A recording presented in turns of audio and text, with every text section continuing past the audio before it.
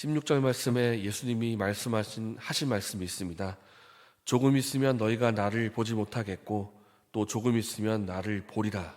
이렇게 하신 말씀에 대해서 제자들이 보였던 반응은 대체 이 말씀이 무슨 뜻인가 였습니다. 이 말씀을 알아들 수가 없다. 예수께서 하신 말씀이 대체 무슨 뜻인가? 그래서 예수님께서는 이렇게 알아듣지 못하는 제자들을 위해서 한 번 더 내가 간다는 의미와 다시 오겠다는 의미가 무엇인지를 다시 말씀하십니다. 설명해 주시되 비유로 말씀하시는데요. 해산하는 여인, 출산하는 여인을 통해서 말씀을 하십니다. 마치 아이를 뵌 여인이 해산할 때에는 아주 고통을 하게 되는 것처럼 너희도 잠시 동안 고통을 받게 될 것이다.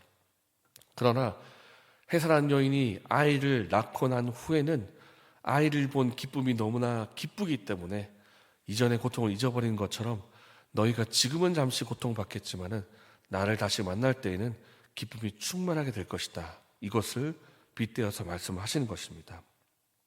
그렇다면 여기서 제자들이 고통을 받는다라는 의미는 무엇이겠습니까? 왜 제자들이 고통을 받겠습니까? 그 이유는 예수님께서 제자들을 떠나실 것이고 예수님의 길을 가실 것이기 때문입니다. 쉽게 말해서 십자가의 고난을 받고 죽으실 것이기 때문입니다. 십자가의 고난은 아무도 따라올 수 없는 고난이고 예수님만 가실 수 있는 길이기 때문에 제자들을 떠나실 수밖에 없고 제자들은 예수님과 잠시 떨어져 있게 됩니다. 그리고 예수님이 죽으실 것이기 때문에 이것이 제자들에게 고통이 되는 것입니다. 오늘 20절 말씀 뒷부분을 보시면 근심이라는 단어가 나옵니다. 근심.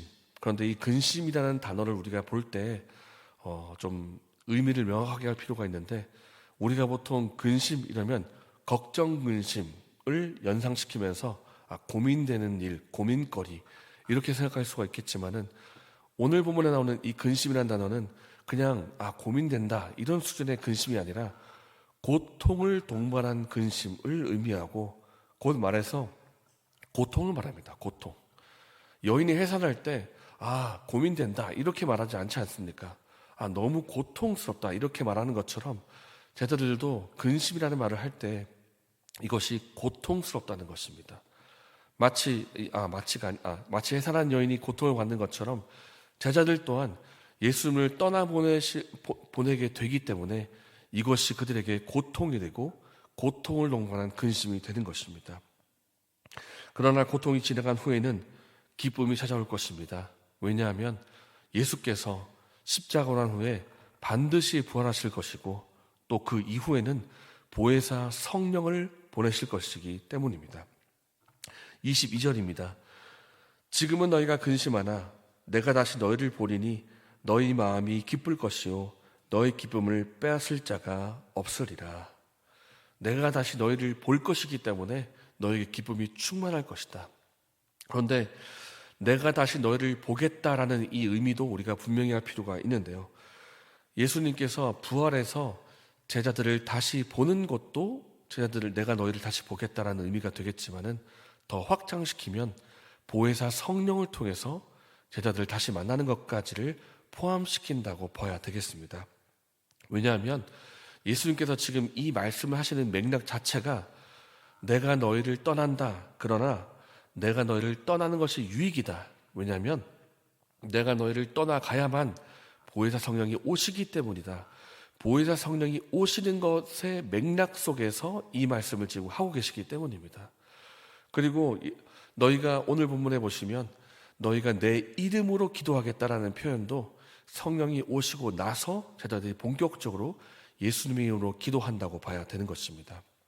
그래서 지금의 맥락은 보혜사 성령이 오시는 맥락이기 때문에 내가 너희를 다시 보겠다는 것도 보혜사 성령을 통해서 다시 만나시는 것까지 우리가 봐야 되는 것입니다.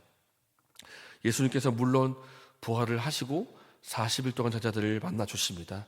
그러나 그 후에 예수님이 승천하시면 다시 떠나시는 것 아닙니까? 그러나 중요한 것은 그 이후에 보혜사 성령이 오시기 때문에 제자들을 다시 만나 주시는 것을 보혜사 성령까지 보는 것입니다. 우리가 주목할 것이 있습니다.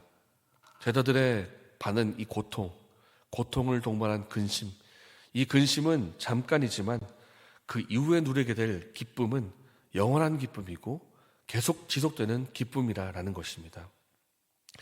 지금은 너희가 근심하나 내가 다시 너희를 보리니 너희 마음이 기쁠 것이요 너희 기쁨을 빼앗을 자가 없으리라. 이 기쁨은 빼앗을 자가 없다고 말합니다. 누구도 방해할 수 없고 빼앗을 수 없는 영원히 지속되는 기쁨입니다. 이 기쁨이 제자들에게 기다리고 있기 때문에 제자들이 인내 가운데 나아갈 수가 있는 것입니다. 그렇다면 이 말씀을 듣고 있는 제자들에게 요구되는 자세가 무엇이겠습니까? 두 가지입니다. 믿는 것이고 인내하는 것입니다. 믿음과 인내. 믿음은 예수께서 하신 말씀에 대한 말씀을 믿는 것이고, 인내는 그 말씀이 이루어지기까지 기다리는 인내인 것입니다. 제자들은 예수께서 떠나시고 보혜사 성령이 오실 것을 믿었습니다.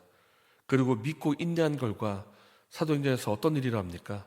성령께서 강림하시고 그 하나님의 역사를 경험한 후에 그들의 마음에 기쁨이 충만하게 되었습니다.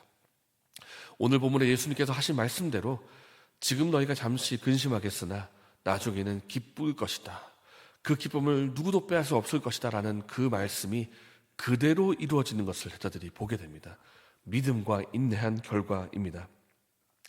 이제 제자들은 성령의 인도하심을 따라서 예수님의 이름을 부르며 언제든지 하나님 아버지께로 나아갈 수가 있게 되었고 또 기도할 수가 있게 되었습니다.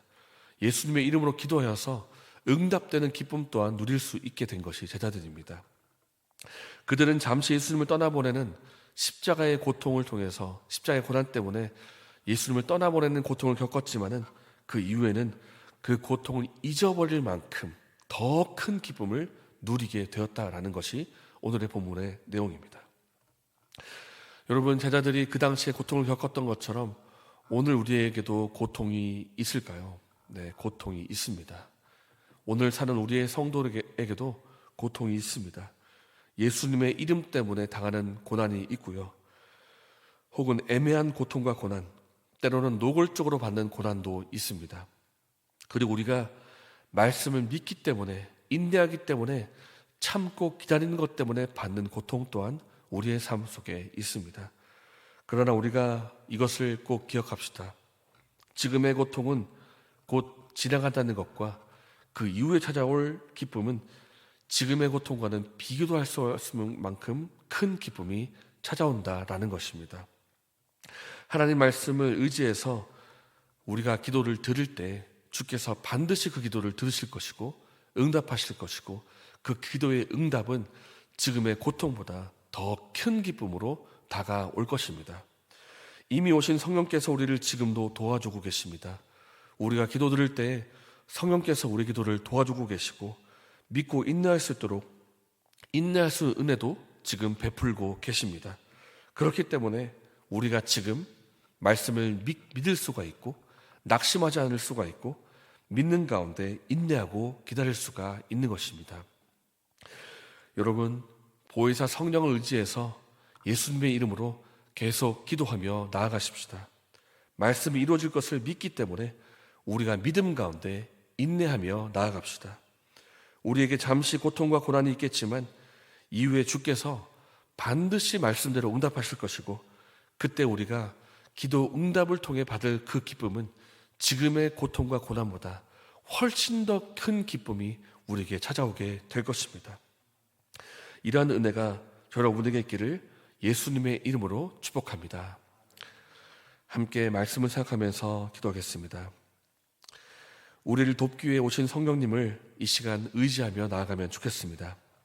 성령님, 우리를 도와주시고 우리의 기도를 도와주시고 우리의 믿음을 도와주셔서 우리가 어떻게 기도할지를 알게 해주셔서 말씀을 믿고 기도하게 해주시고 또한 믿음을 주셔서 하나님 말씀이 반드시 이루어질 것을 믿게 하여 주셔서 성령님, 우리에게 또한 인내를 주셔서 믿음 중에 기다리게 해주시고 주의 뜻이 이루어지는 것을 보게 하여 주셔서 비록 지금은 고통이 있고 고난이 있겠지만은 우리의 기도 응답하실 하나님을 소망 중에 바라보며 나아가게 달라고 기도하시면 좋겠습니다.